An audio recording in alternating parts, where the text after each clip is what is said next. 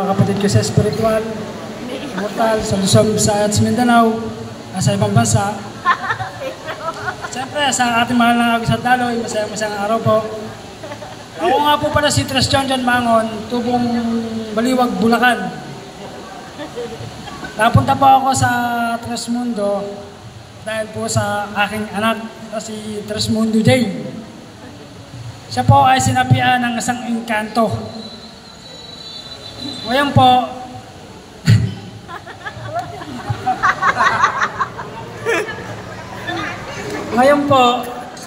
meron isang kaklase na ang magulang ay Tres Mundo. Pinagamot po namin siya ron sa magulang ng kaklase niya. Hindi ko na po sasabihin ng pangalan ko sino. Gumaling naman po siya, inanya po kami dito niya sa Tres Mundo. Sabi, hindi po agad muna kami sumama. Sabi ko, titignan ko muna. Ngayon po, umuwi kami ng Bulacan. Pag uwi namin ng Bulacan, sinapian na naman ng aking anak na si Tres Mundo J. Tawag na naman ako sa gumamot sa kanya. Tres, pumasok ulit. Sige Tres, iharap niyo yung camera. Video ko lang, ginamot ang aking anak. Ngayon po yun, napaayos na naman po ang aking anak. Tapos po, bumalik po uli kami dito sa Laguna.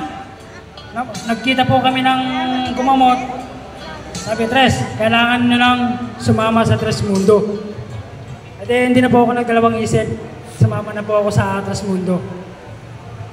Napasok po ako sa Tres Mundo 2018.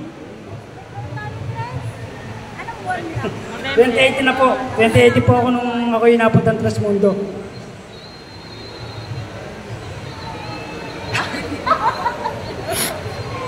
Hey, kaya mo yan? Kaya mo yan? 2018 po. Yan po. Nung ako po'y sumabak na sa Tres Mundo, ako na po ang umano sa aking anak. Pinasok ulit po siya ng engkanto na yon.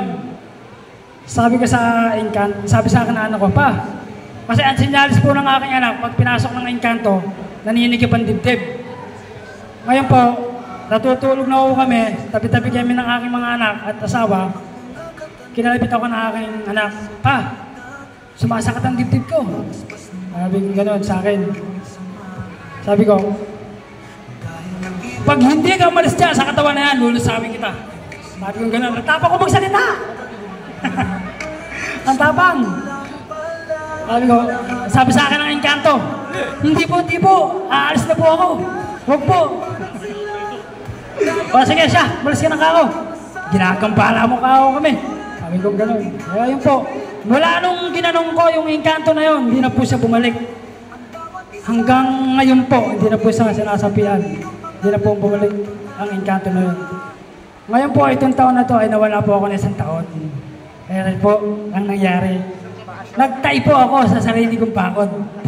Eka nga po, kaya himingi ako ng patawad sa aking asawa. Ang hirap pala, pag wala ka sa piling ng Tres Mundo. Ang hirap. Ang hirap po, hindi po ako mapalagay. Kaya sabi ko sa asawa, balik na ka tayong Laguna.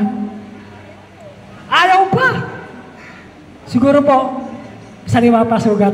Kaya ayaw pa. Ngayon po, napilit ko na po siya. Bumalik na po na kami ng Laguna. Napakasarap po. Pagbalik ko sa Laguna, unang-una po ako nagpunta sa bahay ng ating mahal na Agusat Daloy. Ang gusto ko, buto na po ako, uli kami.